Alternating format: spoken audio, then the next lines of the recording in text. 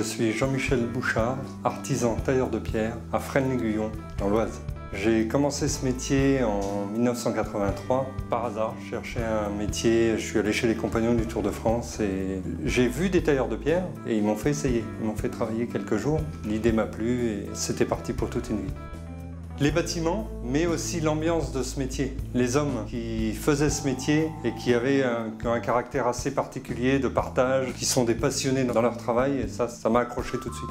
Quand on part chez les Compagnons, on fait un apprentissage, donc un apprentissage en 2 ans en alternance, et ça amène au CAP, et après c'est le Tour de France, qui a duré 14 ans pour ma part, et qui peut nous amener en France et à l'étranger, et qui m'a amené jusqu'en Égypte pour diriger les travaux de la cathédrale du Caire.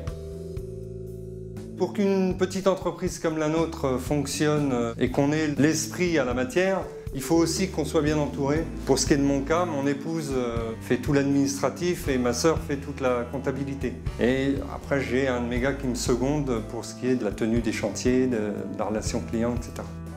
Le métier de tailleur de pierre reste un métier traditionnel. On a la chance de travailler encore énormément manuellement. On a les mêmes outils qu'utilisaient les Romains. On a bien entendu des outils mécaniques, on a des moyens de levage qui nous facilitent la vie, mais ça reste essentiellement traditionnel avec la recherche de l'esthétisme et de la beauté et de jouer avec la lumière. C'est le coup d'outil qui fait la beauté de l'élément de la pierre qu'on remplace. Savoir-faire d'un tailleur de pierre, c'est très vaste. Ça va de la base, savoir relever sur un chantier un élément ancien, ou savoir créer un projet, savoir le dessiner, ce qui permet d'avoir des gabarits qu'on applique sur la pierre pour tracer nos pierres. Après, il faut savoir tailler la pierre, il faut savoir la poser, il faut savoir faire du levage, c'est-à-dire porter les morceaux, faire de la manutention.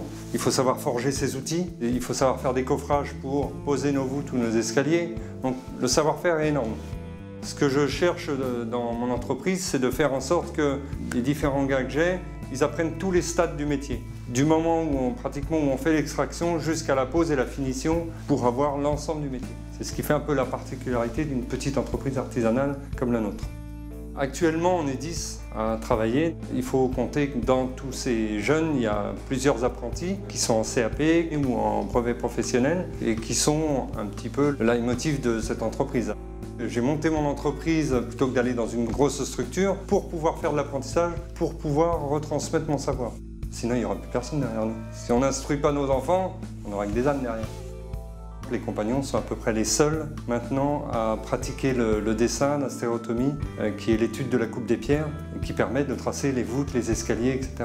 Si on ne perpétue pas ce savoir, il va tomber complètement des études, puisque en plus, ça demande des études assez longues. Un artisan en 2014, c'est quelqu'un qui y croit encore, qui croit vraiment qu'on peut faire quelque chose, qui a cette envie de transmettre, cette envie d'avoir le rapport à la clientèle, de faire plaisir et de se dire, quoi que je fasse, moi ça reste. C'est-à-dire que la trace, elle restera. Elle est marquée dans le marbre.